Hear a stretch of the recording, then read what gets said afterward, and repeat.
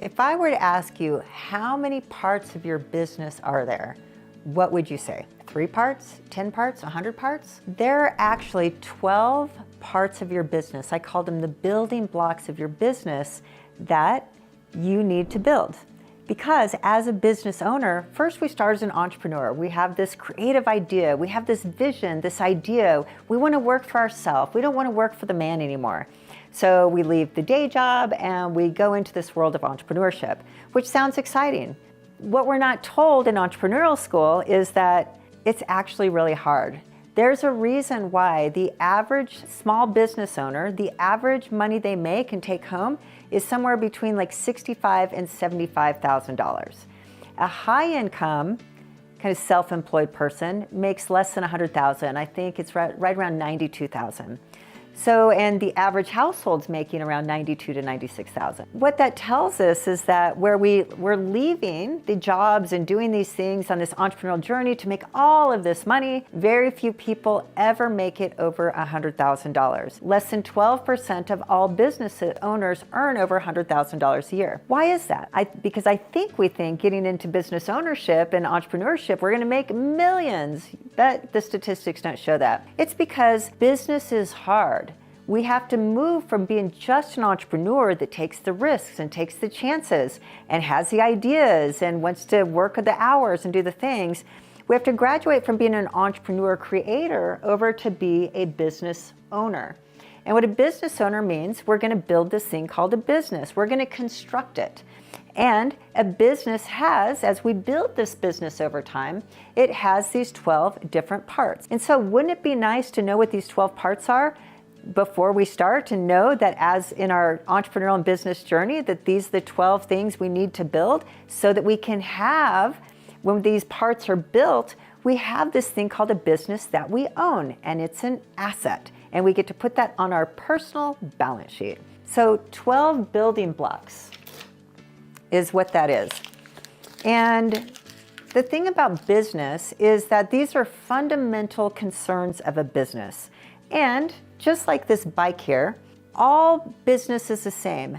My money coaching business is the same as your real estate business, it's the same as your accounting firm business, it's the same as your bike business. Whatever business you have, we actually have the same business, fundamentally. And a metaphor for that, it's like this bicycle. So this is my road bike, nice Bianchi, it's pretty nice, isn't it? So I actually have 2 bikes. I have a road bike and I have a mountain bike. Didn't bring the mountain bike in for a prop, but here's the thing. I have 2 different bikes and they have 2 different purposes. This road bike is meant for the road and my mountain bike is meant for the dirt. So specifically, they're different. They have different purposes, they look a little bit different, and they're 2 different types of bicycles.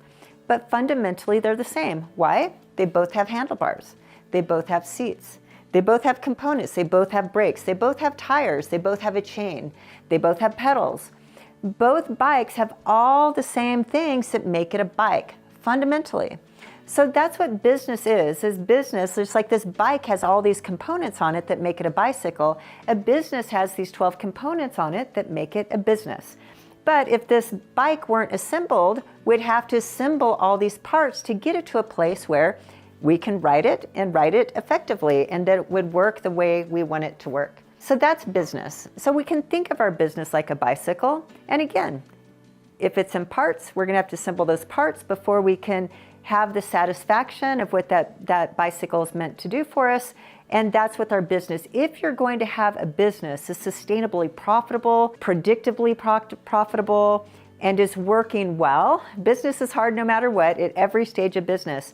But if it's really throwing off the type of money and giving you the time that you want, it means that you've really done a good job building these parts.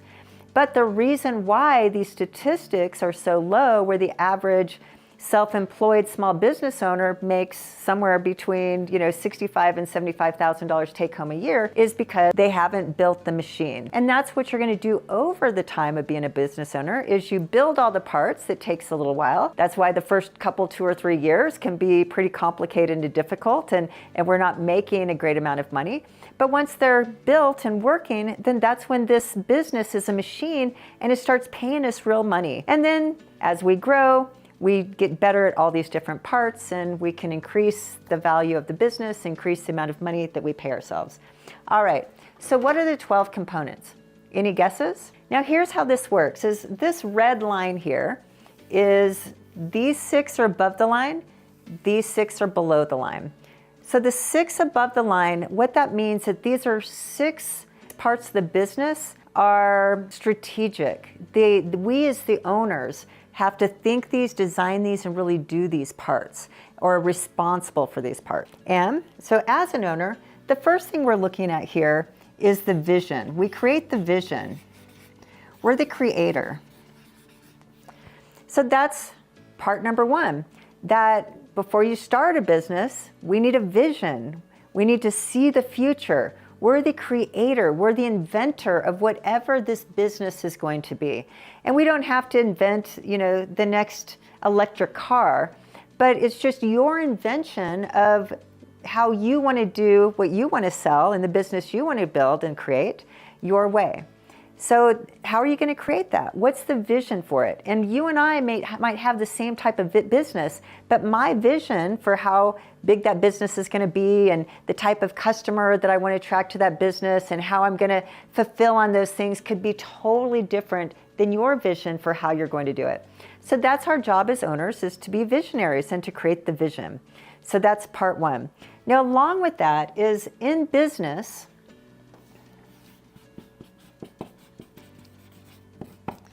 you have to have something called an offer or your fundamental offer. And as you know, I work with entrepreneurs and they're starting new businesses or they're in their business, but they're not clear, like, what is the fundamental primary offer of my business that I'm known for, that's what the business is known for. So in the Wealthy business, our fundamental offer is financial education for couples and for businesses, business owners. And that's the offer. And our offer is education. So you have to have an offer, and that's our job as owners, is we have to create an offer, we have to be able to articulate an offer.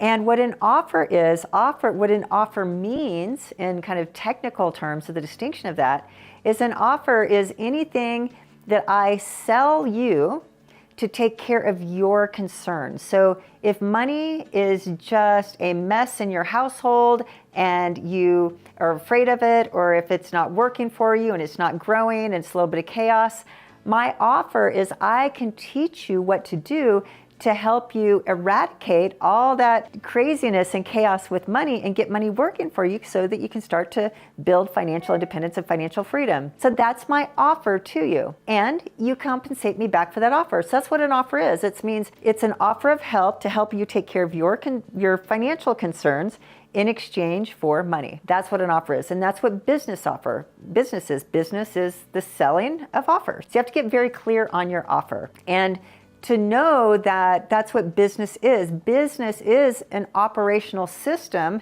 that allows you to make more offers, better offers, and the better your offers, the more offers you can make in your business through this operational system that is the business, allows you to scale and make more money by selling your offers to more people at the end of the day. So that's the offer. So you as the visionary creator need to create the vision for the whole business, but get complete clarity on what is your offer and how do you plan to sell it. So the second one is strategy or planning. Again, all the time, strategy is hard. The reason why the statistics are low as far as the amount of money that business owners and entrepreneurs are making on average is because they get into business without a plan. They get into business without a strategy.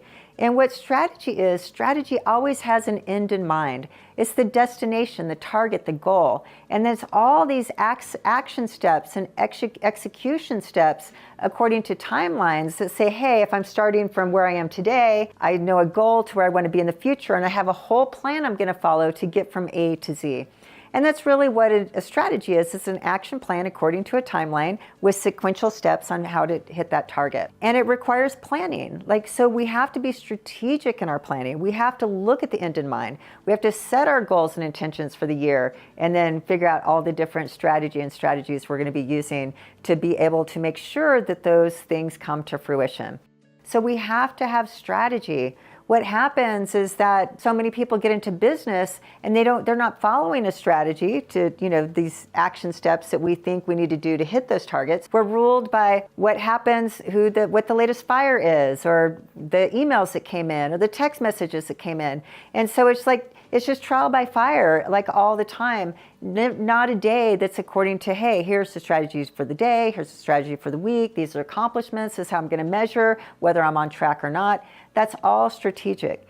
So if you're going to be in business, you have to have a strategy, especially an annual plan, an annual strategy. And I do an event once a year in November that if you want to come in and set your business strategy for next year, we do that together. So we get a real business plan and business strategy in place that for the rest of the year, it's more or less just following the strategy.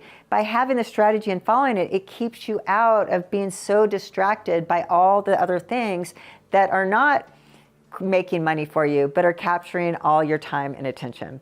So it's really important that we become strategists and start thinking about that.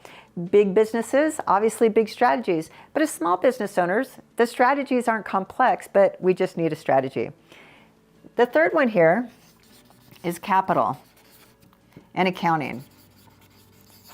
So in my last video, I just talked, I think my last video I released, I talked about the 10 categories of money in your business. So check that out, it's really important. But in that video, I'm talking about this piece, the accounting piece, the capital piece of your business. And capital and accounting means understanding your financial statements, running your profit and loss, looking at your balance sheet, running your cash flow, and monitoring the cash in your business and making decisions according to those financial statements. Capital means that your business has to be capitalized, means you have to put money in your business to get it started. You have to put money in your business every time you're going to go maybe into a next growth phase. So you as the owner are responsible for capital. And, a new tech company might go raise capital by trying to go find VCs or others that might invest in their business. But as small business owners, maybe we're the one that are funding the capital, meaning Krisstina Wise is funding Wealthy Wealthy, which is how I capitalized Wealthy Wealthy, is I used, a certain portion of my money that was over in my personal life, and I put it into Wealthy Wealthy so that Wealthy Wealthy had the startup capital to be able to run for a couple years while I was getting it off the ground. And I've capitalized many businesses, but it's very difficult to get a business really going if it's not capitalized up front. So that's capital, and that's your job. Now you can go get capital by borrowing money. So another way that Wealthy Wealthy was capitalized is with the small business loan. So I went and applied for a small business loan and got the loan. It's on my business books as a liability. I owe that loan. The business owns that loan. But I was able to go apply for the financing, and that put more money in the business that I could use to get the business off the ground and get us today where we're nicely profitable. But it was 2 or 3 years before I saw $1 of profit. It was that capital that I used to get the business, to build all these parts of the business to the place where what it is today. So that's capital. Now, another thing important to understand about capital is that you want your business to have a credit score, and you want your business to have its own credit cards. And if your business doesn't have a credit score, called a paydex score, and you're kind of commingling funds between your business and personal, we need to get that cleaned up. So I'm going to put a link to the company I work with that can help you gain a business credit score and apply for business credit to help you in this category as an owner if you really plan to build a great business but are going to need some capital to get it funded and get it to the place that you want it to be. So that is you for capital and your responsibility for raising capital. The next one here is what I call identity and brand. So identity is especially kind of as solopreneurs and these smaller business owners, and if you're a coach or a real estate agent or, really where you are the brand. That's great. You can be the brand, but it's more about your identity. And a lot of my students that come in, they're not clear on what their identity is.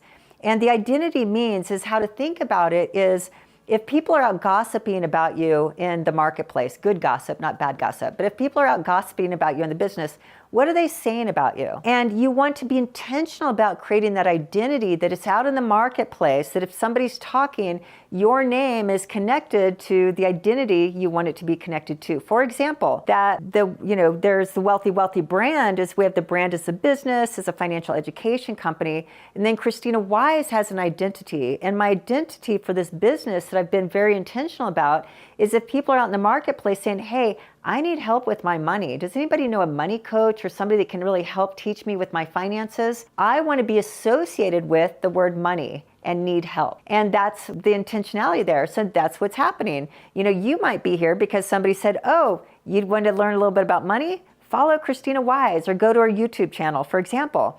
So that's an intentional identity. Krisstina Wise is mentioned and the same word that money is mentioned. So again, as an owner of your business, you want to be very clear and conscious of what's the identity that I want to create out in the marketplace, that when people talk, my name is mentioned. And that's the goal there. So, and then brand is just more of the marketing pieces to that. But how does your brand go out in the marketplace? Now, brand and identity can be separate or they can be the same. So I like Krisstina Wise, this identity of this money person, but brand is more wealthy, and wise money, which are all the components that you might recognize by a symbol or something or the website that is a reflection of my identity. So again, those are more the components of the identity versus the identity itself. All right, this next word is leadership and culture. So leadership, again, as the owners, we're going to have to lead. And leadership is a skill. So we have to develop these leadership skills. We may need to learn these skills. Most of us are terrible leaders at first, and we can become better leaders at time. But our job of leaders, hopefully, is to inspire those that work with us, but we want to lead them to the vision that we've articulated.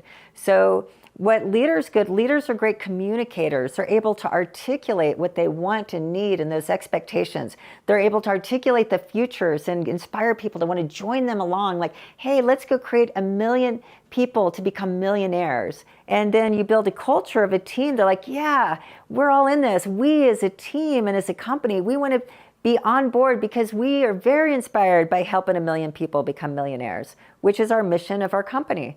So that's the leadership. Now, leaders also are great at making requests. And this is very key, that leaders have to make requests and ask for what they want and need that the business needs.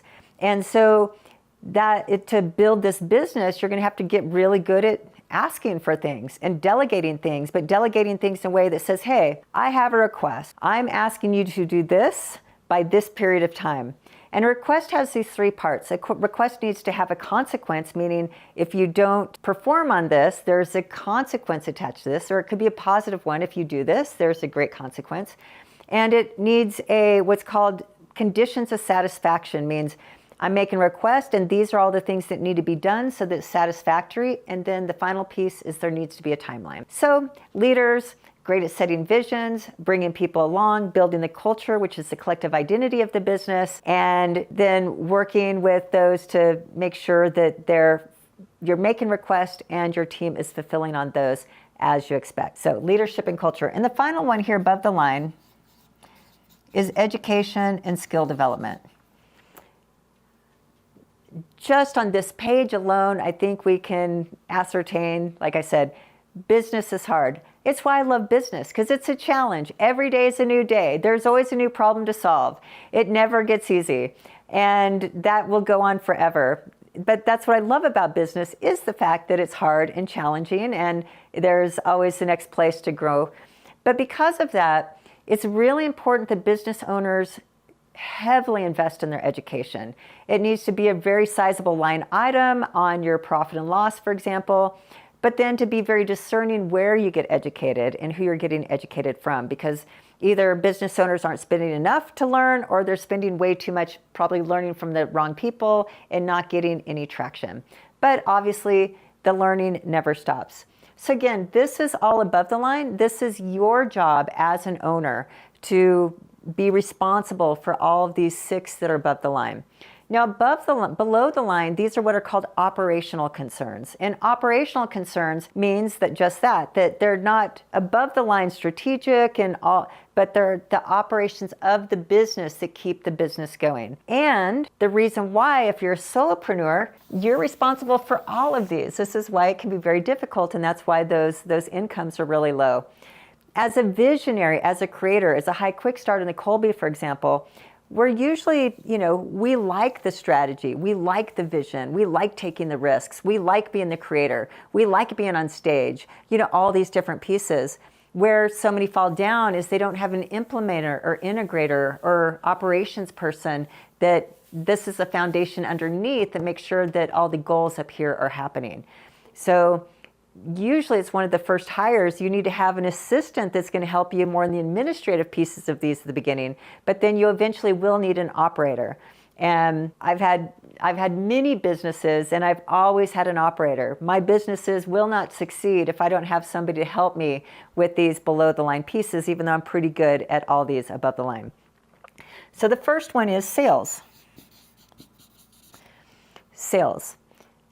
Sales is the manufacturing of transactions. No sales, no revenue. And so many entrepreneurs who get into the business, they're afraid of the word sales. In fact, I just went to a conference last week, in fact, and they were talking, it was a little sales 3-day event, and it was all about sales and profitability. And those that were running the event said, hey, how many people in the room, what words come up when you think of the word sales? And it was so interesting. I mean, because I love sales, and I just couldn't believe that this entire room was saying, oh, sales feels slimy, or sales feels crooked, or sales feels greedy, or sales feels ick. So this entire room, I don't know, there's probably about 50, 60 people there, maybe 100, I don't know. But a majority of the room had this negative connotation with sales. And I'm just thinking, oh my gosh, you're never gonna make money in your business if you don't love sales. So sales is below the line. What that means is that you can outsource sales. Like if you do hate sales, you could outsource it, but you're going to have to train them on how to sell your product, which would probably be pretty hard to do if you don't know how to sell your own product and you're not good at it yourself. But even if you hired somebody to do sales for your organization, you're still selling your vision, you're still selling your identity, you're still selling yourself one way or another. So sales is very important as a skill to develop as an owner. But it's more the mindset. The mindset is you want to love sales, just like you want to love your money. And isn't that interesting? More sales equals more money.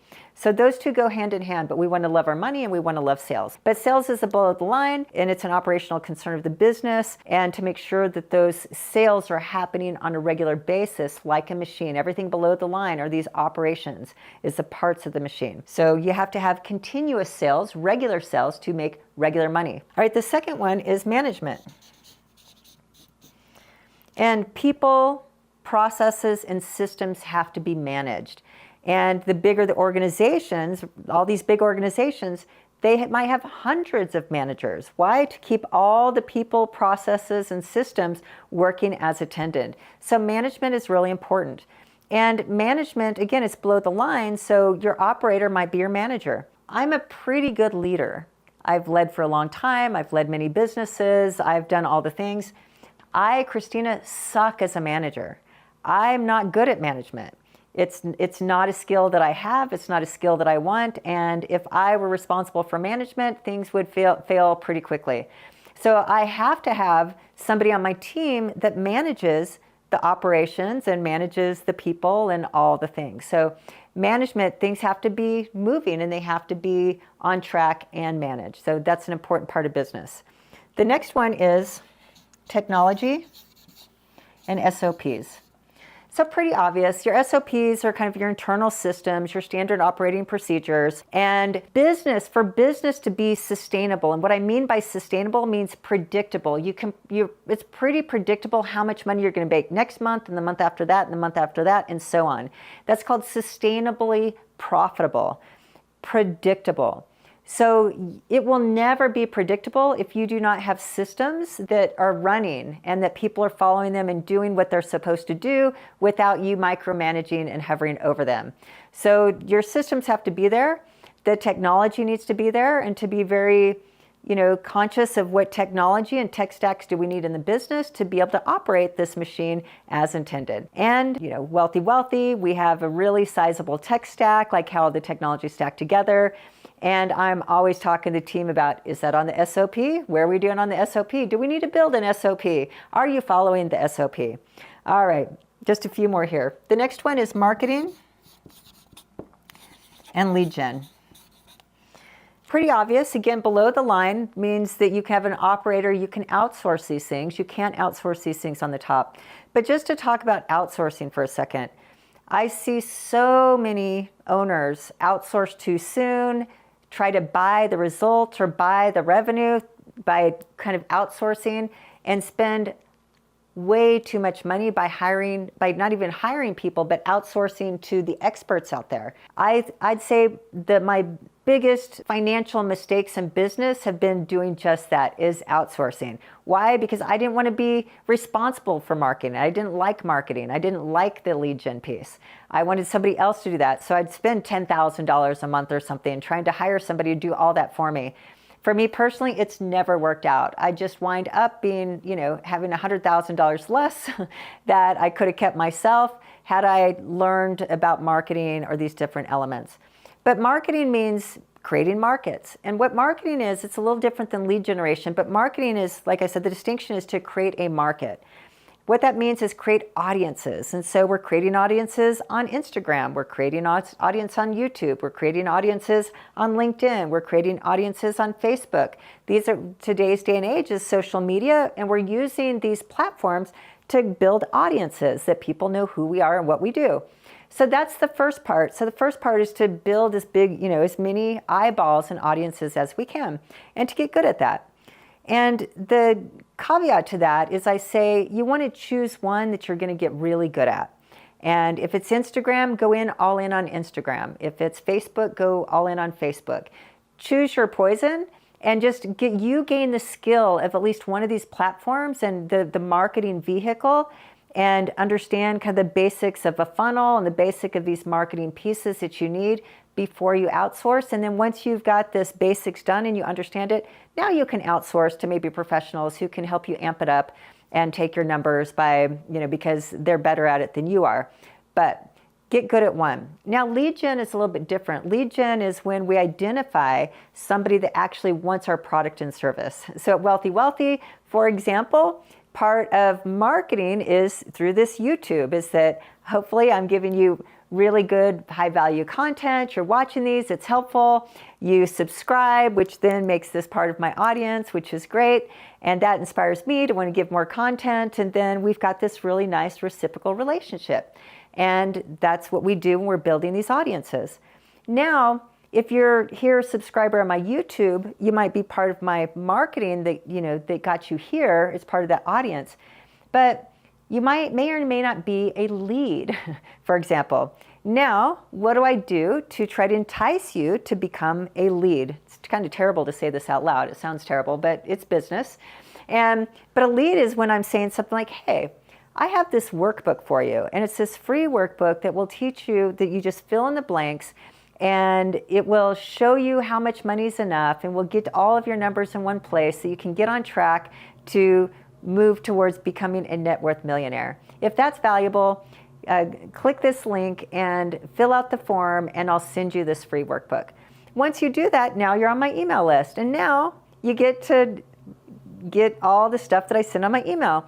And we love writing emails, and I love you to be on my email list. So please do one of those things where you get to be on my email list and get to learn everything fun that we have going on, and yada, yada, yada.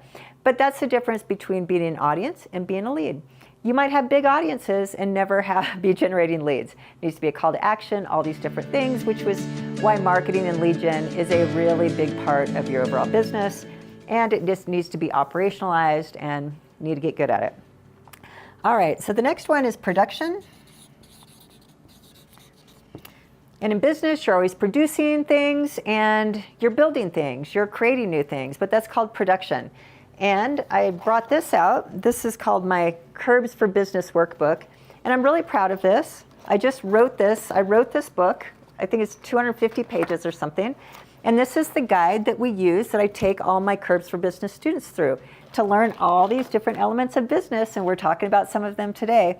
But I produced this. I wrote it. It took me 3 months of probably 10 to 12-hour days to write this thing that was going to become a new offer in the business for this new program now that we're selling and that we have students in, for example. But that's all part of production. And we had to produce it to create it. We had to produce the manuals. We had to produce all these different pieces for this new offer that we're doing. But that's called production. So we're always producing something or trying to improve something. So again, just another really important concern of the business. And the final one here is called fulfillment and customer service. And we need to keep people happy. And if we've done all these other things really well and we fall down on the customer service, we've worked really hard for nothing. So I know a lot of marketers, for example, they're expert marketers. They can make money by selling ice to Eskimo because they know all the copywriting, they know all the hacks, they know all the things. But they fall down on customer service, so they can never get that traction. They always have to be selling the next $1 million idea to keep that money coming in because they're not taking care of the customers when they go through. And so, there's every time you're trying to generate more revenue and really scale your business, you have to spend more money to do it. The least expensive way to grow your business is through referrals. And what fulfillment is trust production. It means you're producing trust, that you're saying, hey, I'm selling you this, you buy it, I fulfill on that according to my promises, you're satisfied and happy. We've created trust. Now, because I've created that trust with you, you'll go tell other people.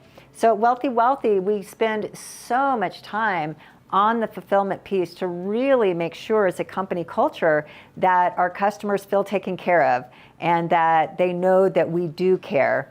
And we put a lot of time and energy in that. And hence, a significant portion of the business is by referral. All right, so again, today's video was a long video, but I wanted to get all 12 parts of the business into one segment here, with really ending to understand that again, I'll get my hammer.